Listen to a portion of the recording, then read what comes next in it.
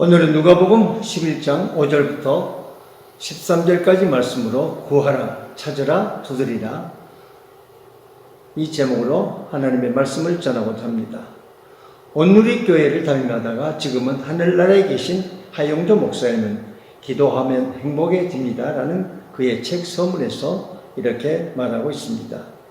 기도는 하나님이 우리에게 주신 선물이요 특권입니다. 그러나 많은 그리스도인이 이 선물을 받아놓고도 포장조차 풀지 않은 채 제대로 사용하지도 누리지도 못한 채 살아갑니다. 얼마나 안타까운 일인지 모릅니다. 구하라, 찾으라, 두드리라는 오늘의 말씀 제목은 하나님이 우리에게 주신 그의 전화번호와 같습니다. 누가 119, 누가복음 11장 9절 말씀입니다. 구하라 주실 것이요 라는 말씀에 즉각 주신다는 말은 없습니다. 즉각 주실 수도 있지만 오랜 세월이 지난 후에 주실 수 있다는 뜻도 담겨 있습니다.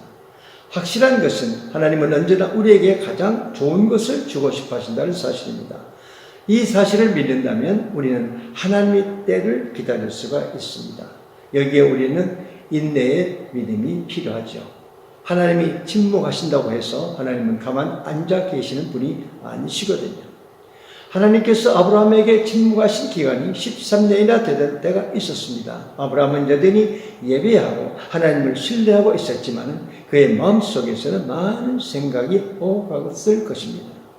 하나님이 나를 아주 잊어버리지 않으셨을까? 나를 버리셨을까? 나의 실수로 내게 한 약속이 무효가 되어버렸을까? 하나님은 요셉이 억울한 일을 당하여 감옥에 갇힌 1년 동안 침묵하셨습니다.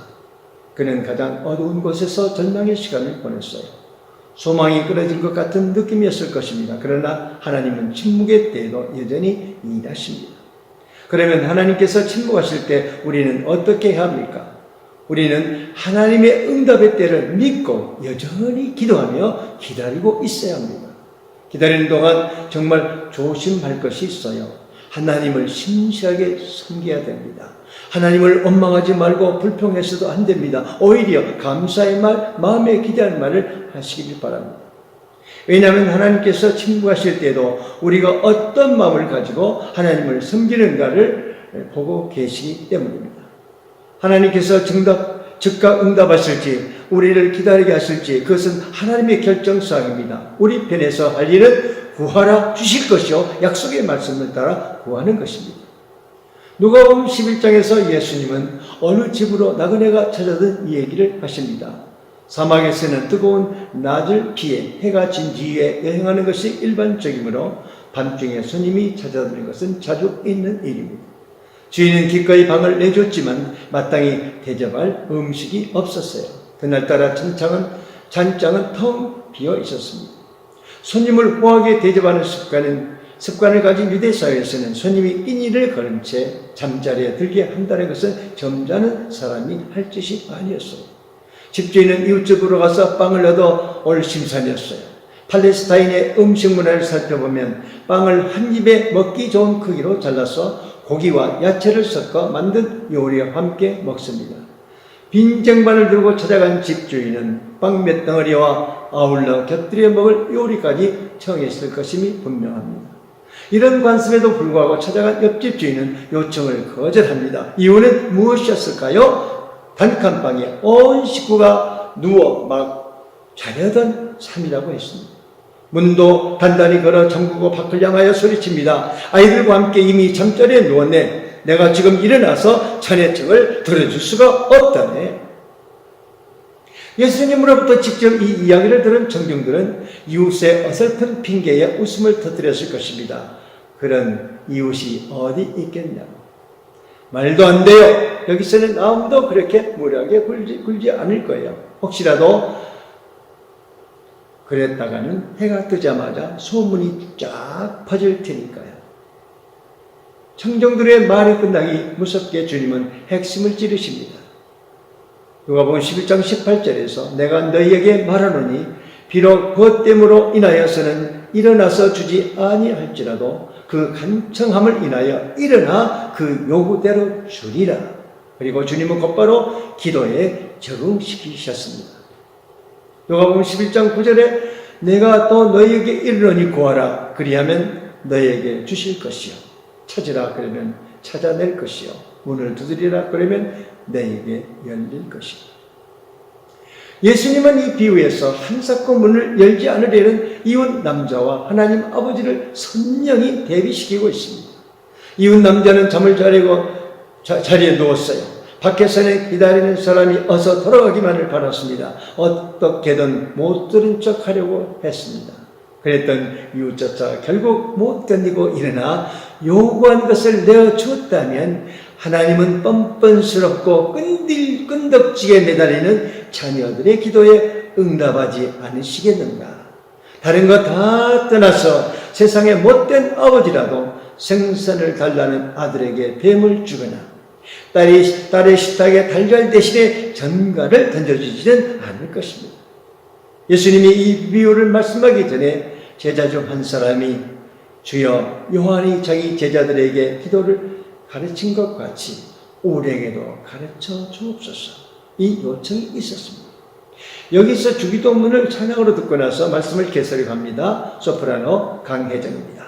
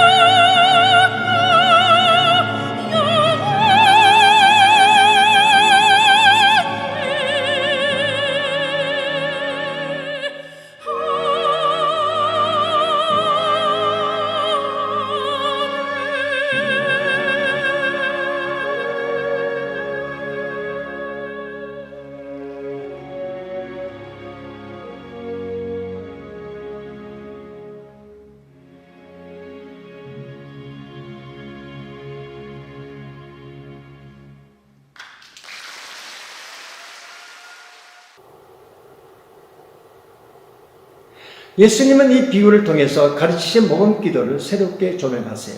주님이 가르쳐주신 주기도를 단순히 외워서 예배 순서를 진행하는 대로 전락시키지 말고 마치 세일즈맨이 문틈에 발을 쐐기처럼 밀어넣고 물건을 팔듯이 또는 팔뚝으로 상대방 머리통을 단단히 붙들고 항복할 때까지 놓아주지 않는 레슬링 선수처럼 끈질기게 기도해야 한다는 것입니다.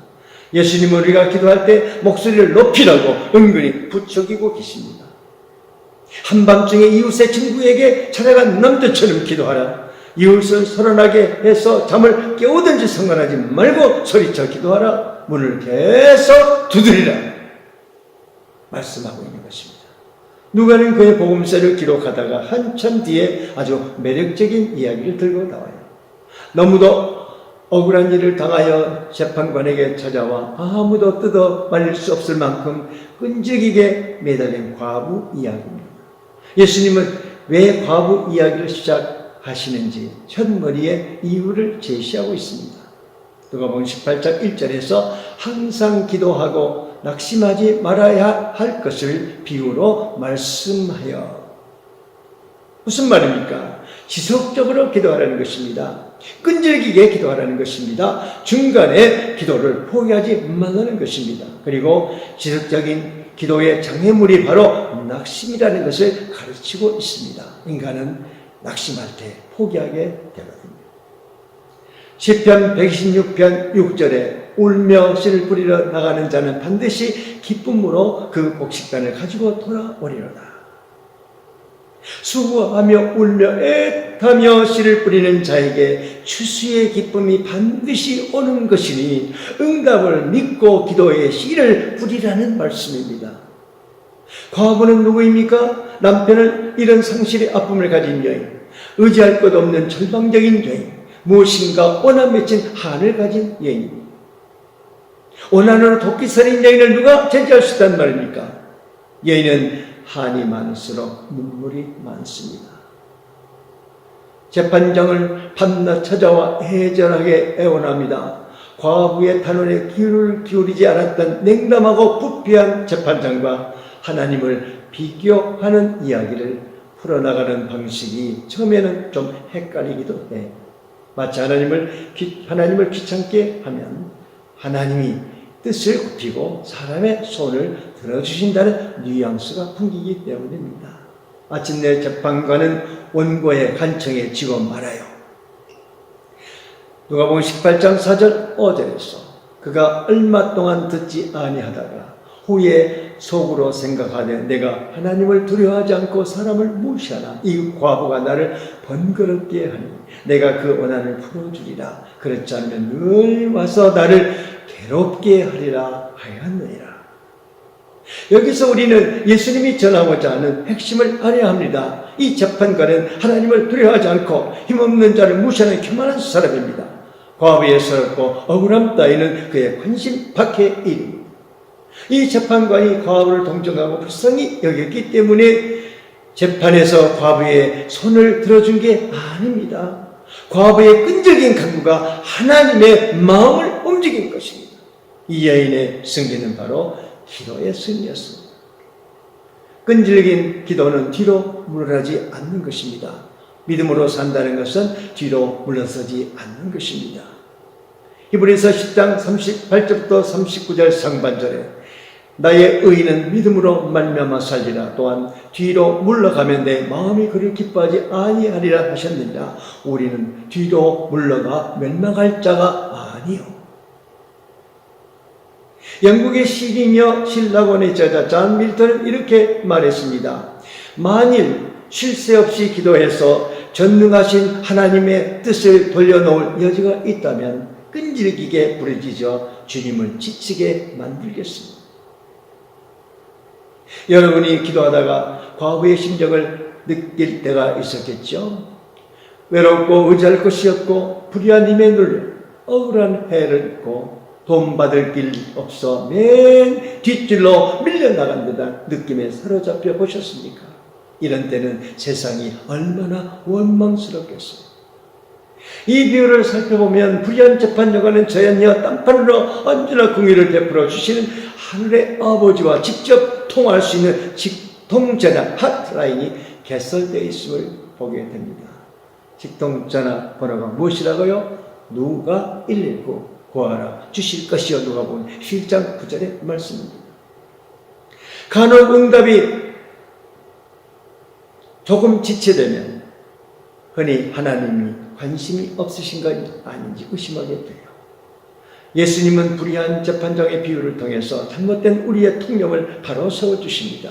냉담한 심장을 가진 재판장이라도 과부의 한없는 끈질긴 하소연을 듣고 소원을 들어 풀어주셨는데, 하물며 하나님께서 그 밤낮 부르짖는 택한 신자들의 원한을 풀어주지 아니하시겠느냐, 이렇게 반문하십니다. 그런데 뒤틀린 이 세상을 보십시오. 날이 갈수록 험하게지는 세상입니다. 세상에는 유혹이 참 많아요. 사랑의 하나님, 권세가 있는 하나님으로 믿는 신앙을 약화시키는 유혹은 이 도처에 도사리고 있습니다. 하나님이 살아계시며 우리의 기도를 들을 수 있다는 믿음을 약화시키는 세력들이 강해지고 있어요. 그래서 예수님은 항상 기도하고 낙심하지 말아야 할 것을 가르치기에 간천 기도를 하는 과부의 얘기를 우리에게 들려주신 것입니다. 자녀들이 부탁하고 요청하는 일이라면, 하나님 나라의 큰 뜻을 이루는 일이라면 하늘 아버지는 인내심을 가지고 경청해 주십니다. 지구상에는 하나님 나라가 이루어지도록 기도하는 많은 자녀들이 있습니다. 이들이 기도하는 사안들이 해결되려면 얼마나 오래 기다려야 할지 모릅니다. 그런 기도의 제목들 한번 열거해 볼까요? 노숙자 대책, 낙태 반대, 동성애 반대, 인종주의 철퇴, 음주 운전 추방, 의료 혜택 확대, 전쟁 중단, 환경 보호, 포르노그래피 척결, 교도소 시설 개선, 테러리즘 반대, 인권 유린. 각가지의 대의를 실현하기에 애쓰는 운동가들이 있습니다. 세상이 돌아가는 꼴을 보면서 열정이 차츰 식어지고 때로는 싸움을 포기하고 싶은 유혹에 시달립니다. 이들의 눈에는 예수님의 비유 이야기 속에 나오는 냉담한 재판장이나 무정한 이웃처럼 보일지도 모릅니다. 하지만 예수님은 그렇지 않다고 단언하십니다. 하나님은 한량없이 자비하시고 참으시고 기도를 들으신 분이십니다. 히틀러나 스탈린 같은 인물들은 세상을 자기 뜻대로 만들겠다는 드라마 감독이라는 망성에 빠져 휘젓고 다녔지만 실제로는 잠시 무대의 얼굴을 비쳤다 사라지는 단역 배우에 불과했습니다. 경우에 따라서는 끈질긴 기도가 재응답되기 전에 한 세대가 지나갈 수도 있습니다. 히틀러 시대의 함부르크 대학교 헬무트 티리케 교수는 독일의 평화와 정의가 실현되기를 위해서 간구했습니다. 그러나 그것이 실현되기까지 얼마나 많은 젊은이가 전쟁터에서 쓰러졌습니까? 민족 전체가 한 주먹째가 되어 사라질 것만 같은 상황에서 얼마나 많은 유대인들이 기도하면서 가스실에서 죽어갔습니까? 철의 장막이 비폭력 시대에서의 무너지기까지 수백만 러시아인들이 강제 수용소에서 고통을 당했습니다. 수많은 성폭력 피해자들이 날마다 상처와 수치심에 잠 못 이루며 치유를 간구하고 있습니다. 잘못된 곳에 빠진 자녀들을 위해서 울부짖는 부모들은 또 얼마나 많습니까? 알코올 중독에 빠진 이들은 하나님께서 건져주시길 늘 기도하지만 눈을 뜨는 순간부터 하루를 처절하게 싸움을 벌여야 합니다. 나는 모스크바에서 약 450km 떨어진 뉴질로바에 마약 알코올 갱생센터를 운영했습니다. 중독자들은 잠자리에 들 때마다 하나님, 내일은 술 생각을 깨끗이 사라지게 해 주옵소서 이렇게 기도하지만 눈을 뜨기가 무섭게 보드카 한 잔이 간절해진 통에 말할 수 없는 좌절감을 느끼며 괴로워하는 것을 보았습니다. 하나님이 정말 기도를 듣기는 하시는가?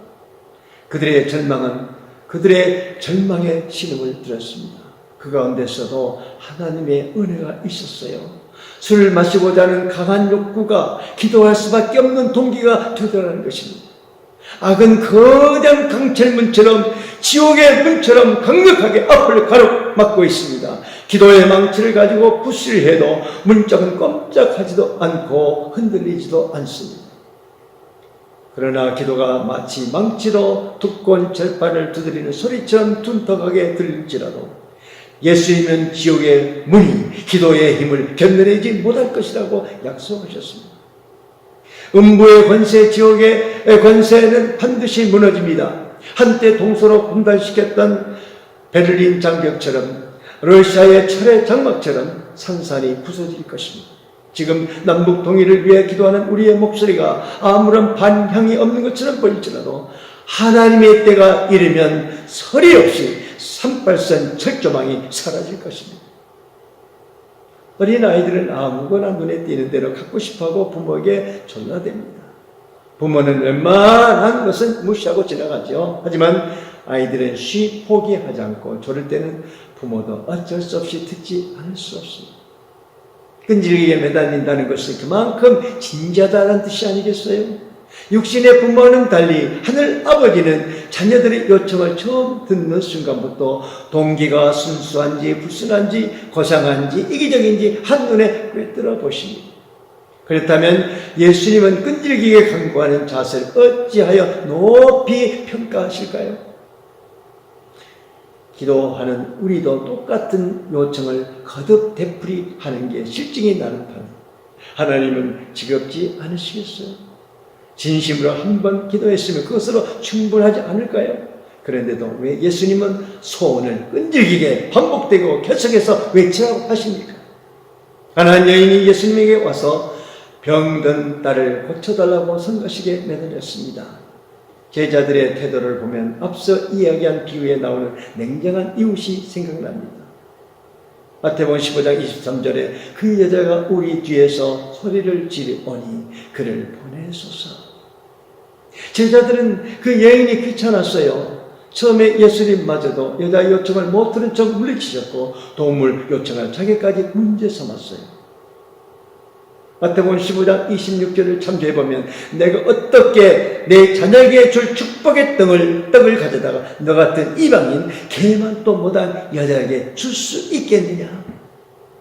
그러나 이방인 여자는 예수님에게 불쌍히 여겨달라고 끈질기게 매달렸습니다. 옳습니다. 주님, 제가 어찌 감히 자녀들에게 주시는 똑같은 은혜를 구할 수 있겠습니까? 주님, 개에게 던지고 남은 부스러기 은혜라도 베풀어 주시기를 간절히 원할 뿐입니다. 저를 불쌍히 여겨주시옵소서. 주님은 깊이 감동을 받으시고 그녀의 소원을 들어주셨어요. 그리고 그 여인의 믿음을 칭찬하셨습니다. 여자여, 네 믿음이 크도다. 결코 포기하지 않는 여인의 끈기를 예수님은 칭찬하셨습니다. 예수님은 끈질기게 기도하는 사람을 믿음이 큰 자로 보시는 거예요. 예수님은 믿음의 사람을 기뻐하십니다. 예수님은 믿는 자를 아무도 차별하지 않으십니다. 로마서 10장 11절부터 12절까지 말씀. 성경에 이르되 누구든지 그를 믿는 자는 부끄러움을 당하지 아니하리라 하니 유대인이나 헬라인이나 차별이 없습니다. 한 분이신 주께서 모든 사람의 주가 되사 그를 부르는 모든 사람에게 부요하시도다. 믿는 사람을 결단코 부끄러움을 당하지 않게 하십니다. 그뿐만이 아닙니다. 주님을 부르는 모든 사람을 부요케 하십니다. 하나님은 자녀들에게 간절한 소원을 가졌다면 감추고 있지 말고 그대로 가져오라고 말씀하십니다.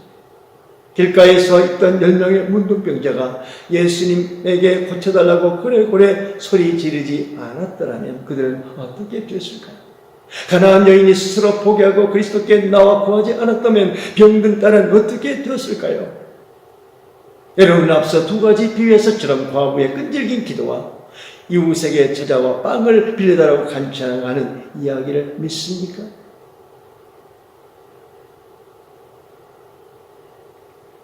저는 30대에 들어서자마자 하나님께 서야겠던 문서 선교를 시작했습니다. 목회 대신에 이 일을 하겠다고 했지만 출판사를 경영하는데 참 어려움이 많았어요. 나는 지불할 날이 되면 대책이 없었으므로 청계산 기도원에 올라가서 밤새도록 기도하는 것이 습관이 되었습니다. 나의 기도는 하나님께 돈을 달라는 데에 초점을 맞추고 있었어요. 기도원에서는 여기저기 흐릿겨 우는 소리가 들리고 하나님 5천만 원만 주세요. 그게 없으면 저는 죽습니다 하며 애원하는 소리도 들렸습니다. 당시 5천만 원은 지금의 5억이나 될 만큼 큰 돈이었어요. 그때 생각했어요. 그렇구나. 하나님께 그렇게 큰 돈도 요구할 수 있는 거구나 하면서 믿음이 절로 생기기도 했습니다. 어느 날 일과를 끝내고 저녁에 청계산 기도원에 가기로 했는데 갑자기 일이 생겨 늦은 시간에 출발했습니다. 허벌판에 있는 양재동 시내버스 터미널까지 왔을 때 비가 폭포수처럼 쏟아지기 시작하여 물이 빠질 데가 없어 무릎까지 물이 차올랐습니다. 가로등도 없는 이 어둠 속을 헤매다 보니 벌써 12시 5분 전이었어요. 당시에는 12시가 통행금지가 있었어. 12시 통행금지가 있어서 자동차도 사람도 다닐 수 없었어요. 기도원까지 걸어서 올라갈 텐데 방향을 잃어버리고 그래서 기도할 수밖에 없었습니다. 주님 아시죠? 저는 오늘 밤 기도원에 꼭 올라가서 한생 기도를 해야 됩니다. 시립 같은 어둠 속에서 방향을 모르겠어요. 기도원까지 인도해 주세요. 바로 그때 내 앞에 택시 한 대가 멈췄습니다. 통행금지 5분 전쯤에는 택시기사들은 근처 차고까지 제 시간에 가기 위해 전쟁을 치릅니다. 택시를 가로막고 나서 문을 열고 사정을 하려는데 전에 이 시간에 웬일인가? 낯익은 목소리가 들려왔어요. 택시기사는 저의 처남이었어요. 그는 나를 기도원에까지 데려다주고 돌아갔습니다. 폭우가 쏟아지는 한밤중 산중턱길에 하나님이 나를 위해 보낸 사람이 나의 처남이라니. 하나님은 그 밤에 나의 기도를 들으실 준비를 하시고 기도의 장소까지 그를 오도록 환경을 만들어 주신 것입니다. 사랑하는 여러분, 소원을 가졌다는 것은 희망이 있다는 것입니다. 어떤 장애물이 있어도 희망을 가지고 있으면 하나님께 때맞게 나와 기도할 환경을 만들어 주십니다. 기도할 환경까지 만들어 주셨는데 기도하지 않으시겠습니까? 구하십시오. 찾으십시오. 문을 두드리십시오. 기도하겠습니다. 구하라 주실 것이요 라고 기도의 응답을 약속하신 하나님, 어떤 환경에서도 기도할 능력을 간구합니다. 일이 안 될 때도 기도하게 하시고 잘 될 때도 기도할 수 있는 믿음을 주옵소서. 아플 때나 건강할 때도 하나님께 기도하기를 원합니다. 슬플 때도 기쁠 때도 하나님께 기도하기를 원합니다. 응답이 늦어도 인내하게 하시고 하나님의 뜻에 맞추고 있는지 스스로 살펴보기를 원합니다. 응답이 될 때 주의 은혜를 잊지 않게 하시고 감사로 기쁨을 표현할 수 있게 해 주옵소서. 기도할 때 서약한 것을 잊지 않게 하시고 소원이가 나도 서약을 지키는 자가 되어 하나님의 신뢰를 받게 해 주시옵소서. 예수 그리스도의 이름으로 기도합니다. 아멘.